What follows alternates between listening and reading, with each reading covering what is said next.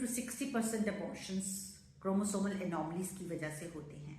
Means pregnancy के समय जब मदर एंड फादर का जेनेटिक मटेरियल की मिक्सिंग होती है, उस मिक्सिंग में क्रोमोसोमल ट्रांसलोकेशन हो जाती है, या तो एक एक्स क्रोमोसोम ज्यादा हो जाता है या एक्स क्रोमोसोम कम हो जाता है। प्रीवियस हिस्ट्री ऑफ मिसकैरेज, अगर आपका पहले भी एक अबॉर्शन हुआ है या एक से भी ज्यादा अबॉर्शन हुए हैं, रिकरेंट मिसकैरेजेस हैं। फाइब्रॉइड यूट्रस, अगर यूट्रस में गांठ है और वो गांठ किस जगह पर है, या यूट्रस की शेप ठीक नहीं है, सेप्टेड यूट्रस है। सर्वाइकल इनकॉम्पिटेंसी, यूट्रस के नीचे पार्ट को सर्विक्स बोलते हैं, और अगर सर्विक्स वीक है तो उसमें भी चांसेस हैं कि प्रेगनेंसी लॉस हो जाता है। मैटरनल वेट, अगर आपका वेट बहुत ज्यादा है या बहुत कम है, BMI ज्यादा है या कम है, मीन्स आपकी हाइट के हिसाब से आपका वेट ज्यादा है या कम है।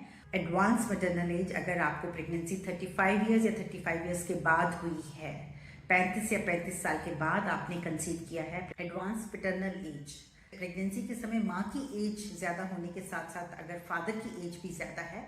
मैटरनल हेल्थ, अगर प्रेगनेंसी के समय मदर को कोई क्रोनिक डिजीज है, जैसे अनकंट्रोल्ड डायबिटीज है, शुगर है, कंट्रोल नहीं है, सीवियर एनीमिया है, खून की कमी है, अनकंट्रोल्ड थायराइड डिजीज है, या फिर ऑटो इम्यून डिजीज जैसे रूमेटॉइड आर्थराइटिस या एंटीफोस्फोलिपिड सिंड्रोम है।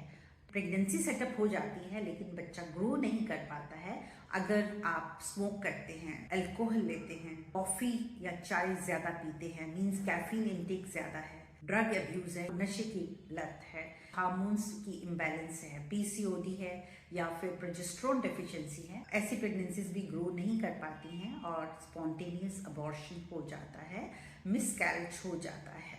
अगर प्रेगनेंसी प्लान कर रहे हैं तो डॉक्टर से जाकर मिलें।